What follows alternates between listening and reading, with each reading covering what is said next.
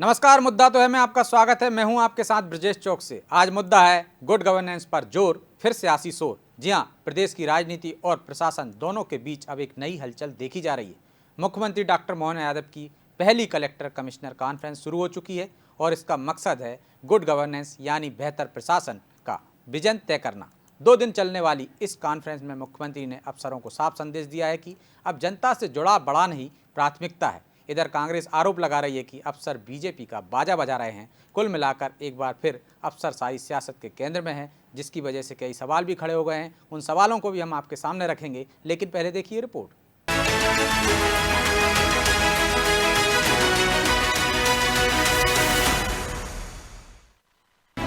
मोहन सरकार का good governance पर जोर, कलेक्टर कमिश्नर कॉन्फ्रेंस पर सियासी शोर। प्रदेश में कानून व्यवस्था और अफसरशाही पर उठ रहे सवालों के बीच अब मोहन सरकार की पहली कलेक्टर कमिश्नर कॉन्फ्रेंस शुरू हो चुकी है, जिसमें सीएम डॉक्टर मोहन यादव अगले 3 साल के लिए रोड मैप तैयार करेंगे। यानी मोहन सरकार का फोकस गुड गवर्नेंस पर है। 2 दिन चलने वाली इस कॉन्फ्रेंस के पहले दिन कई मुद्दों पर चर्चा हुई, तो अधिकारियों को भी सीएम ने कई निर्देश दिए। अधिकारियों से कहा गया है कि वो किसी गांव में रात बिताएं और लोगों से संवाद करें। इस दौरान छात्रावास, स्कूल, आंगनबाड़ी, हॉस्पिटल का औचक निरीक्षण करें। सीएम ने जनता को गुड गवर्नेंस लाभ दिलाने के लिए व्यवस्थाओं में सुधार की आवश्यकता पर भी जोर दिया। साथ ही आम जन से मिलने की व्यवस्था और जन सुनवाई को और भी बेहतर करने के निर्देश दिए। सीएम ने कहा कि जिलों में कई बार स्थानीय मीडिया, सोशल मीडिया में नकारात्मक खबरें छपती हैं, जिनको वेरीफाई कर इनका तत्काल खंडन किया जाना चाहिए। सिंघल से पहले राम वनगमन और कृष्ण पाथवे का निर्माण करने के निर्देश दिए। तो विजन एक्ट 2047 के दस्तावेज पर भी चर्चा हुई। कुल मिलाकर मोहन सरकार ने अब अधिकारियों की जिम्मेदारी तय करना शुरू कर दिया है। आम जनता की बात करें तो आम जनता के साथ आप सरकार की मुख्य भूमिका सेतु की रहती और बदलते दौर में चूंकि हमारा ये मीडिया का आजकल social media, electronics media, print media एक वायुमंडल बनाता है। उस बनी हुई वायुमंडल से धारणा बनती। हम अपने कामों के बलबूते पर केवल अपनी सक्रियता से भी बहुत सारी चीजों को बदल सकते हैं। निर्वाचित जनप्रतिनिधि भी अपने से अपनी बात कहते हैं, उनकी भी जनता में साख होती है, उनकी मन में भी एक आग होती है कि वो उन कामों को अपने क्षेत्र में कराना चाहते हैं। करने वाले कराने वाले कामों में हम उसकी भी खूब दूरी में आते हैं। हमारे बलबूते पर ही वो काम का अंजाम पहुंचने वाला है। सीएम ने तो अफसरों को ये भी कहा कि जनप्रतिनिधियों का सम्मान करें और उनके सुझावों को सुनकर आवश्यकता के अनुसार माने। याद हो तो बीजेपी विधायक नरेंद्र सिंह कुशवाहा और तत्कालीन भिंड कलेक्टर संजीव श्रीवास्तव के बीच विवाद चर्चा का विषय बन गया था। हालांकि अब कांग्रेस इस कॉन्फ्रेंस को लेकर अधिकारियों पर कई आरोप लगा रही है और बीजेपी को घेर रही है। देखने में आता है कि 90% आईएएस, 70% आईएएस जो जिले में जाते हैं वो बीजेपी का बाजा बजा रहे हैं, सरकार का बाजा बजा रहे हैं और विपक्ष पर यातनाएं करते हैं। तो सबसे पहले आपकी कॉन्फ्रेंस में ये मुद्दा आना चाहिए कि जो कुर्सी होती है वो आम आदमी के लिए होती है, पार्टी के लिए नहीं होती, विचार के लिए नहीं होती। इस कॉन्फ्रेंस पर सियासत शुरू हो चुकी है। कांग्रेस तो पहले से ही ब्यूरोक्रेसी को निशाना बना रही थी, लेकिन अब कांग्रेस ने फिर उसे बोलने का मौका दे दिया। हालांकि मोहन सरकार की कोशिश है कि वह प्रशासनिक कसावट लाकर जनता के बीच ये संदेश दे सके कि सरकार के लिए गुड गवर्नेंस सर्वोपरि है। खैर, अब देखना होगा कि मोहन के दिए मंत्रों पर अफसर कितना अमल करते हैं और कांग्रेस इसके सहारे कितना पॉलिटिकल माइलेज ले पाती है। ब्यूरो रिपोर्ट, अनादि टीवी।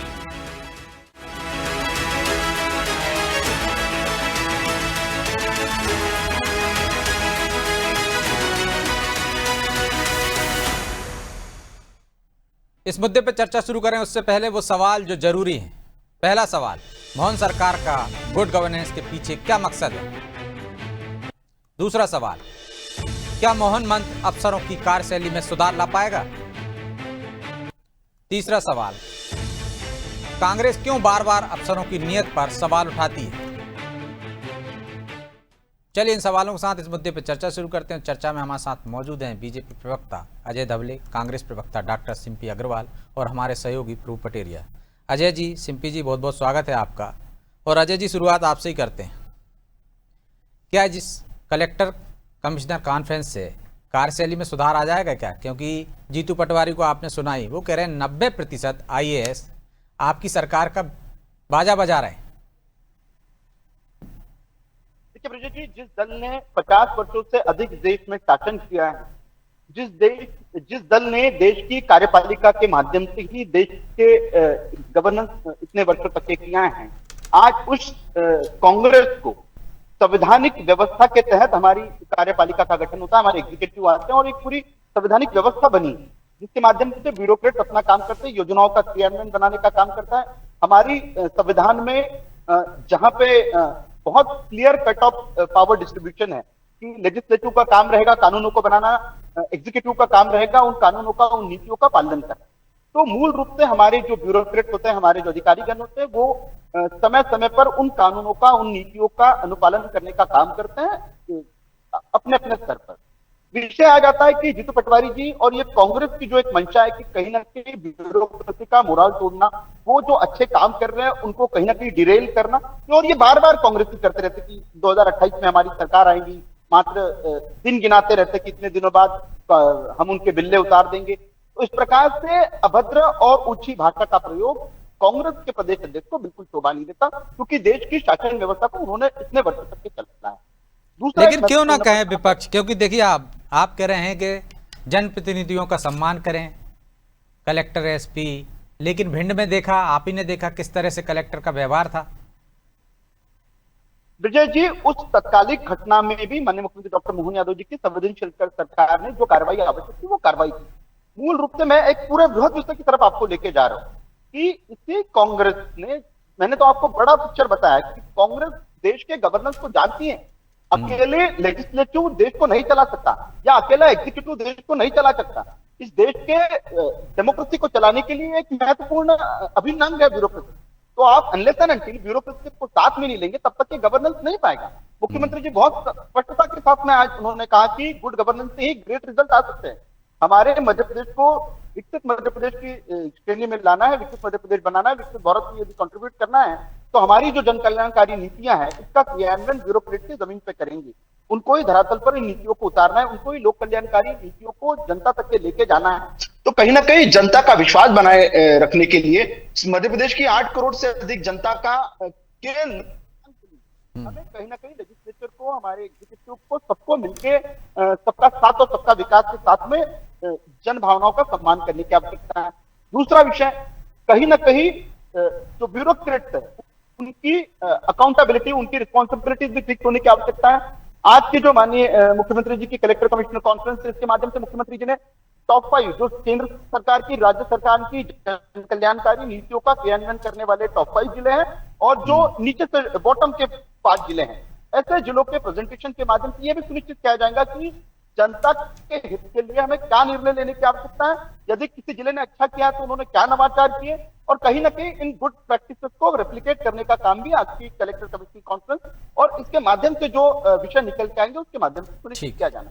मूल रूप से विषय जो आता है जिस प्रकार की, और मैंने उच्च भाषा इसलिए कहा कि जीतू पटवारी जी का और एक बयान आप चला दीजिए। उन्होंने कहा था कि अधिकारियों ने संचित, मतलब वो तो हम शब्द भी नहीं प्रयोग कर पाते, उनको बटन खोल लेने की आवश्यकता है। ठीक है। तो किसी भी जिम्मेदार राजनीतिक दल के अध्यक्ष को, वो मध्य प्रदेश कांग्रेस के अध्यक्ष है, उसको यह कतई शोभा नहीं देता कि इस प्रकार की ओछी राजनीति के, अपनी ओछी राजनीति के लिए इस प्रकार की, चलिए जवाब ले लेता हूँ, इस प्रकार की अमर्यादित भाषा का प्रयोग। तो सिंपी जी, ऐसी भाषा का इस्तेमाल क्यों करना? क्योंकि ये अफसर तो अभी अचानक आ नहीं गए हैं, आपकी सरकार में ये अधिकारी थे, लेकिन बार बार उनकी नीयत पर सवाल उठाना। अजय जी कह रहे हैं कि आप इस तरह से डरा कर उनका मनोबल डाउन करना चाहते हैं। ब्रजेश जी, सर्वप्रथम तो ये बताइए कि मध्य प्रदेश में गवर्नेंस है कहाँ, जो मोहन यादव जी ये गुड गवर्नेंस के नाम पर पुनः एक इवेंटबाजी कर रहे हैं। 4,500 करोड़ के कर्ज में मध्य प्रदेश डूबा हुआ है, कहीं इंदौर में बच्चों की मृत्यु हो रही है, कहीं छिंदवाड़ा में बच्चों की मृत्यु हो रही है। अगर गुड गवर्नेंस है तो हम तो आपके चैनल से अपील करते हैं मुख्यमंत्री जी को कि सबसे पहले तो प्रिंसिपल सेक्रेटरी संदीप यादव जी को बर्खास्त कर दिखा दें। मीटिंग ले तो रहे हैं IAS ऑफिसर्स की, रखें सामने प्रदेश के गुड गवर्नेंस का एक मॉडल। कहीं NHM कार्यकर्ता हड़ताल पर हैं, कहीं अतिथि शिक्षक हड़ताल पर हैं, और NCRB के आंकड़े बता रहे हैं कि बाल अपराध में मध्य प्रदेश सर्वोत्तम है।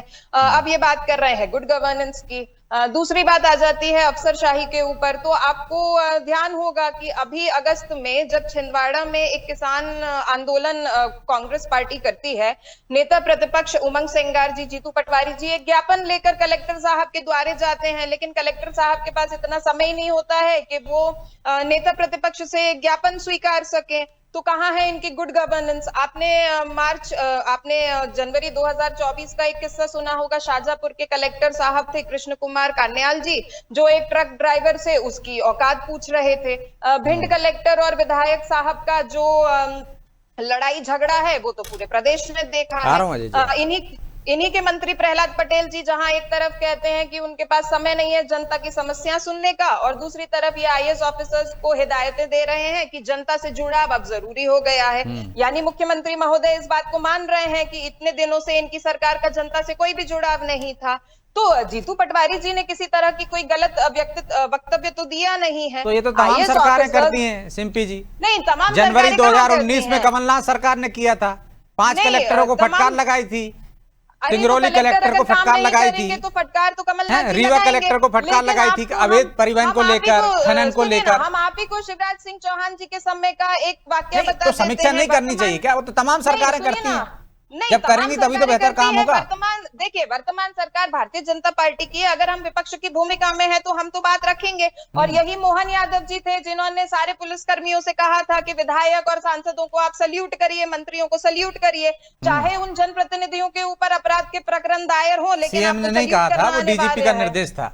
ठीक है, अजय जी जवाब दे रहे हैं। लेकिन डीजीपी साहब ने कहा था ना कि भाई वो मोहन यादव के पहले का ही पर हमने आदेश इस है आदेश उसमें को कि निकाला सम्मान है। देने से पुलिस वाले सैल्यूट करते हैं, जैसे अपन नमस्कार नहीं, करते हैं तो वैसा ही पुलिस है। वालों से पूछ तो लीजिए कि वो सल्यूट करना चाह रहे हैं। फिर तो इस हिसाब से तो नेताओं को सल्यूट करना ही नहीं चाहिए, टिकट ही नहीं देना चाहिए, क्योंकि आपराधिक मामले कितने सारे दर्ज हैं। नेताओं को टिकट दीजिए, वो तो संविधान और लोकतंत्र की प्रक्रिया है, लेकिन सल्यूट करने जैसा तुगलकी फरमान क्यों मोहन यादव ले आते हैं वो भी बता दे भारतीय जनता पार्टी। ठीक है अजय जी, छोटा जवाब दीजिए। देखिए, तो सबसे पहले तो फिर अगर इसी कड़ी से हम आगे बढ़ते हैं तो देश में नेशनल हेराल्ड जैसे बड़े भ्रष्टाचार के मामले में जमानत पर पूरा का पूरा गांधी परिवार बाहर, तो उनको भी किसी एंगल से जनप्रतिनिधि नहीं होना चाहिए।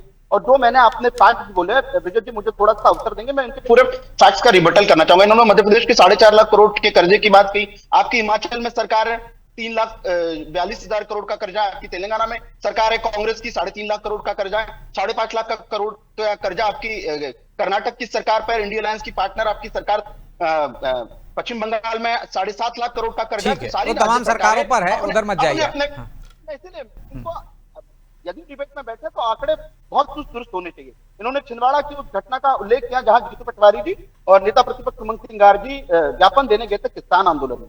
ब्रिजेश जी आपके चैनल ने भी दिखाया था और बहुत जिम्मेदारी के साथ में उस समय कलेक्टर साहब ने जो अनुमति दी थी कि मात्र 5 लोगों का एक डेलीगेशन जाके ज्ञापन देगा, लेकिन जीतू पटवारी जी और कांग्रेस ने क्या किया था, एक कुत्ते को लेके आए थे और उस कुत्ते को ज्ञापन दिया था और उसके फोटो वायरल कराते कि हमारे लिए ये कलेक्टर कुत्ता है।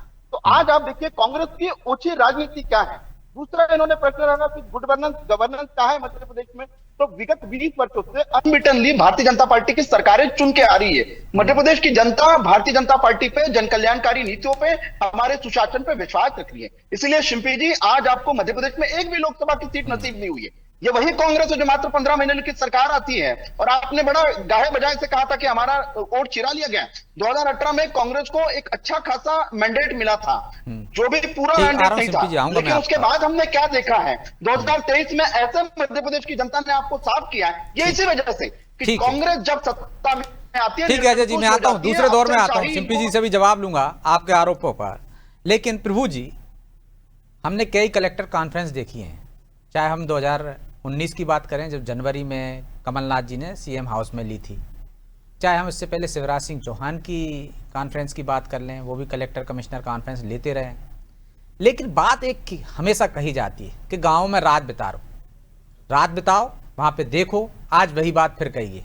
क्या इस तरह की बैठकों से मकसद पूरा हो जाता है? क्या मकसद रहता है इनके पीछे जब अधिकारी सुनते ही नहीं है? क्या गुड गवर्नेंस आ जाती है? देखिए ब्रजेश जी, ऐसा नहीं है अधिकारी सुनते नहीं है। ऐसा नहीं है कि कलेक्टर यदि है किसी जिले का तो सिर्फ अपने दफ्तर में बैठ के ही काम करता है, वो दौरे करता है जिलों के। बहुत सारे कलेक्टर गांव में भी जाते हैं, आपने भी देखा होगा, बहुत सारे ऐसे हम भी वीडियो देखते रहते हैं और खबरें आती बहुत अच्छा काम भी करते चौपाल हैं। पे बैठे देखा हुए है हैं किस तरह से बिल्कुल जबलपुर वाले कलेक्टर की अपने खबरें दिखाई थी जी। तो बहुत काम करते हैं, ऐसा कुछ नहीं है कि बिल्कुल काम ही नहीं करते हैं, लेकिन ये एक परंपरा है निर्देश देने की। आप उनको बार बार ये बताना चाहते हैं कि भाई आप जनता की सेवा के लिए हैं। जब आप गांव तक नहीं पहुंचेंगे कि गांव की समस्या क्या है, वो आपको कैसे पता चलेगी? यदि वहां तक जाएंगे तो जो एक व्यक्ति वहां से शिकायत लेकर आता है वो आप सुन लेते हैं, लेकिन बाकी और क्या वहां स्थितियां हैं वो आपको जब जाएंगे तो परीक्षण होगा। जब कलेक्टर जाता है, अब वैसा ही मान लीजिए कि यदि मुख्यमंत्री कहीं जाता है तो पूरा प्रशासन उस जगह पर जाता है। जब कलेक्टर जाता है तो उस जिले के तमाम उसके नीचे के अधिकारी वहां तक जाते हैं, तो निश्चित तौर पर प्रशासन की पहुंच वहां तक पहुंचती है, वहाँ की समस्याएं समझ में आती हैं, वहाँ क्या अच्छा काम हो रहा है वो भी समझ में आता है।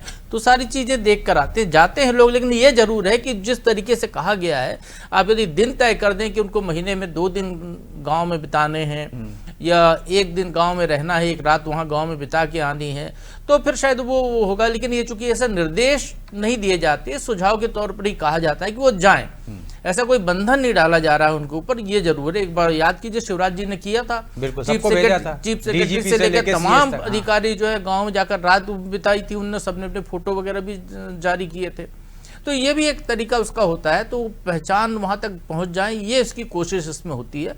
सुशासन की दिशा में चूंकि सरकार बनती है, सुशासन के लिए ब्यूरोक्रेसी का काम भी है सुशासन को बढ़ाना, तो उसको लेकर सियासत क्यों होती है भाई? काम तो होता ही है, थोड़ा थोड़ा सुधार तो होता ही है। ये सियासत नेताओं का काम है, वो सियासत नहीं करेंगे तो करेंगे क्या? ये बताइए, फुल टाइम नेतागिरी हो रही है। कोई अच्छा काम कर रहा है वो अपनी तारीफ करेगा, जो दूसरा है जो उसकी कमियां बताएगा, यदि वो भी उसकी तारीफ करने लगेगा तो फिर वो तो दोनों एक ही थाली में हो गए ना, फिर कहाँ विरोध हो गया? तो नेताओं का काम है नेतागिरी करना, उनको सियासत करना। इसी के लिए जनता, वो कहते हैं कि उन्हें जनता ने उनको चुना है। लेकिन वो तो कह रहे हैं डरा रहे हैं, मनोबल डाउन कर रहे हैं उनका, डिरेल कर रहे हैं। अब देखिए क्या है कि जीतू पटवारी जिस भाषा का प्रयोग कर रहे हैं वो आपने सुना। सरकार, प्रशासन, ब्यूरोक्रेसी सरकार का हिस्सा होती है।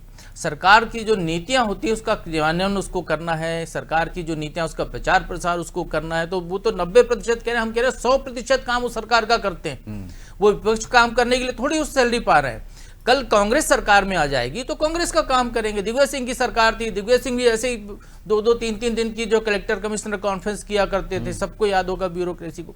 जो प्राथमिकता कमलनाथ जी ने भी गिनाई थी ना, हाँ, कर्ज माफी से लेकर ब्रजेश जी, जो दिग्विजय सिंह की आंखों के तारे अफसर कहे जाते थे, वही अफसर बाद में शिवराज सिंह चौहान की आंखों के तारे हो गए।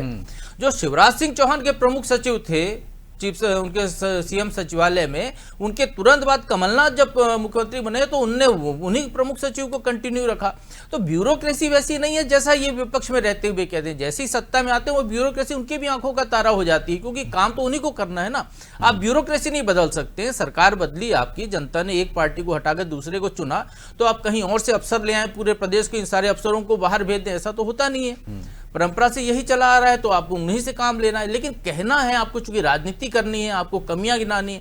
अब यही छिंदवाड़ा का मामला है जिसका जिक्र हो रहा है। छिंदवाड़ा का मामला देखिए आप, विपक्ष कहता है कि उसको मैंडेट मिला है सरकार की कमियां गिनाने का, है ना, वो सरकार पर अंकुश रखने का। कमलनाथ जी तब जागते हैं या कांग्रेस तब जागती है जब मीडिया उस घटना को इतना आगे बढ़ा देता है, और उसके बाद सरकार जब एक्शन लेना शुरू करती है, उसके बाद विपक्ष वहां जागता है। कमलनाथ जी उसके बाद ट्वीट करते, तब उनको पता चलता है कि वहां के बच्चे मर रहे हैं, तब उनको पीड़ा होती है। तो विपक्ष, यदि वाकई में विपक्ष जनता में इतना भरोसा पैदा कर ले, तो जनता, सरकार यदि नहीं सुन रही तो पहले उसके पास जाए ना। जनता वहां नहीं जा रही है, तो इसका मतलब है कि विपक्ष में कहीं गलती है, वो पूरा काम नहीं कर पा रहे, वो केवल प्रचार की स्थिति, राजनीति करना चाहते हैं। यहां दिक्कत खड़ी हो रही है, चाहे बीजेपी की बात हो या कांग्रेस की बात हो। जो भी विपक्ष में रहता है वो दायित्व नहीं निभाता, जनता का वो भरोसा नहीं ले पाता कि जनता उसके पास आए समस्याएं लेकर। तो इसलिए सिंपी जी लगातार आप विपक्ष में हैं, क्योंकि भरोसा नहीं जीत पा रहे हैं, क्योंकि प्रचार ज्यादा आपको सुहाता है कि भाई प्रचार करना है, हमें सुर्खियों में रहना है। मीडिया से पहले विपक्ष को जाना चाहिए था, चौकीदारी करनी चाहिए थी, लेकिन ऐसा होता नहीं है और परंपरा बन गई है, सियासत है सिर्फ, और कुछ नहीं।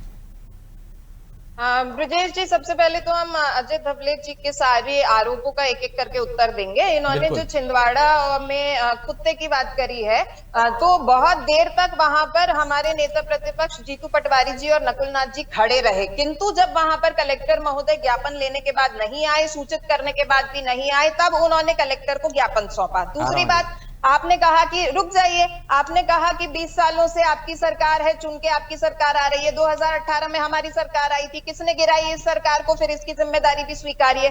तीसरी बात, आपने ये कहा कि बड़ी सुशासन की सरकार है, तो हम आपको बता दें, शिवराज सिंह चौहान जी के समय आपको याद होगा, जो वर्तमान कलेक्टर निवाड़ी है लोकेश कुमार जांगीड़ साहब, आपने उनको ना मध्य प्रदेश का खेमका बना दिया था। हर 6 महीने में भारतीय जनता पार्टी की सरकार उनका ट्रांसफर कर रही थी, इसकी जिम्मेदारी स्वीकारिए।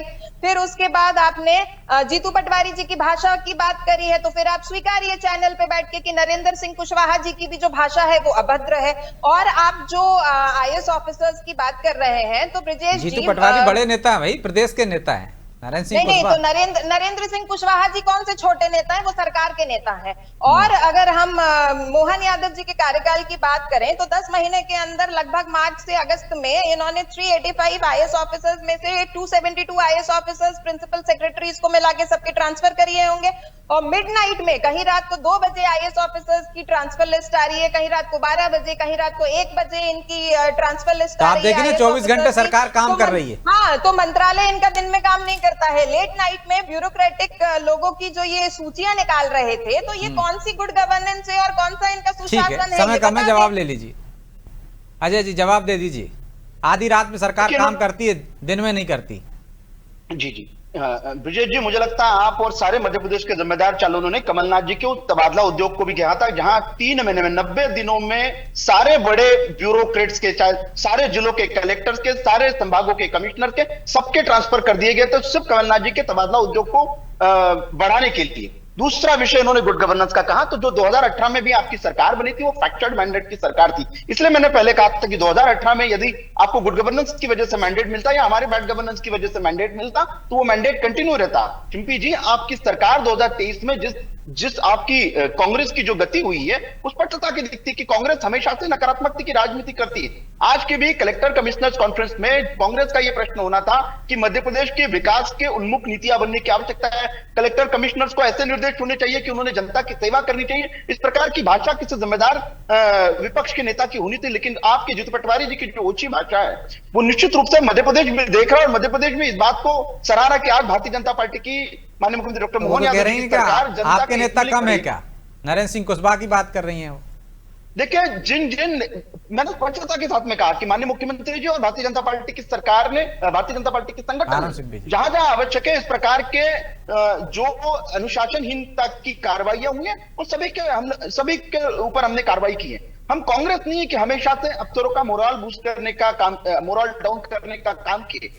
देश में बहुत वर्षों तक के विपक्ष में रहने का काम भारतीय जनता पार्टी ने किया है, लेकिन हमेशा से देश के डेमोक्रेसी को जो चलने वाले पिलर है, चाहे लेजिस्लेचर की बात करें, हमारी संवैधानिक संस्थाओं की बात करें, हमारे ब्यूरोक्रेट्स की बात करें, हमेशा से भारतीय जनता पार्टी ने उन संवैधानिक संस्थाओं का आदर किया है। दूसरी बात, कांग्रेस आज अपने काले इतिहास को भी याद कर ली। इन्होंने कहा था कि सरकार यदि गुड गवर्नेंस वाली होती तो छिंदवाड़ा वाली कप की घटना का मेरी बहन चिंपी जी ने उदाहरण दिया। मध्य प्रदेश का एक उदाहरण चिंपी जी, आपने हमारे सभी के स्वाध्याय के लिए 1984 में हमारे भोपाल में मिथेन एसोसिएटेड गैस लीक हो जाता है यूनियन कार्बाइड की फैक्ट्री से।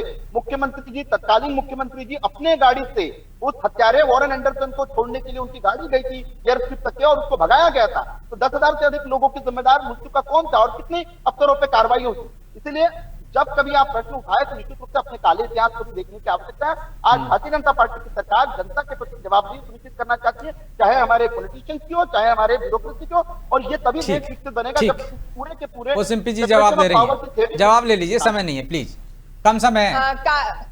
काले इतिहास की बजाय धवले जी, अगर हम काले वर्तमान पर केंद्रित रहें तो बेहतर होगा। हम सिर्फ 2 प्रश्न पूछ रहे हैं। तो फिर तुलना कैसे करेंगे सिंपी जी? दोनों के कार्यकाल की तुलना तो तभी होगी ना। वर्तमान गुड गवर्नेंस पे डिबेट है। गुड गवर्नेंस के नाम पर क्या भारतीय जनता पार्टी छिंदवाड़ा में हुई मृत्यु की जिम्मेदारी लेती है, और यदि लेती है तो फिर वो क्या स्वास्थ्य विभाग के प्रिंसिपल सेक्रेटरी संदीप यादव को बर्खास्त करेगी? उसके साथ नहीं, जिम्मेदार 3 लोग हैं, जिम्मेदार 3 लोग हैं। राजेंद्र शुक्ला जी का इस्तीफा कब आ रहा है? राजेंद्र शुक्ला जी का इस्तीफा कब आ रहा है? स्वास्थ्य चलिए माफी चाहता हूं क्योंकि समय की बाध्यता है, इसलिए चर्चा को यहीं विराम देना होगा। आप दोनों का बहुत बहुत धन्यवाद। तो निश्चित तौर पर इस तरह की कॉन्फ्रेंस से सिस्टम में कसावट आती है, चाहे सरकारें किसी की रही हों। कॉन्फ्रेंस करती हैं, अपना एजेंडा तय करती हैं, लक्ष्य निर्धारित करती हैं, उसके अनुसार अधिकारियों से चाहती हैं कि वो काम करें। वही मोहन सरकार भी कर रही है। जो कमलनाथ सरकार ने कहा, या इससे पूर्ववर्ती शिवराज सिंह सरकार हो, या उमा भारती की सरकार हो, या दिग्विजय सिंह की सरकार हो, बाबूलाल गौर की हो, सरकारों का काम है अपने अफसरों पर शिकंजा कसना, कसावट लाना काम में। वही यहाँ करते दिख रहे हैं। अब इसका कितना असर होगा ये तो आने वाला समय बताएगा, क्योंकि सियासत है वो तो जारी रहेगी। बहरहाल मुद्दा तो है में इतना ही। मुझे दीजिए इजाजत और आप देखते रहिए अनादि टीवी। नमस्कार।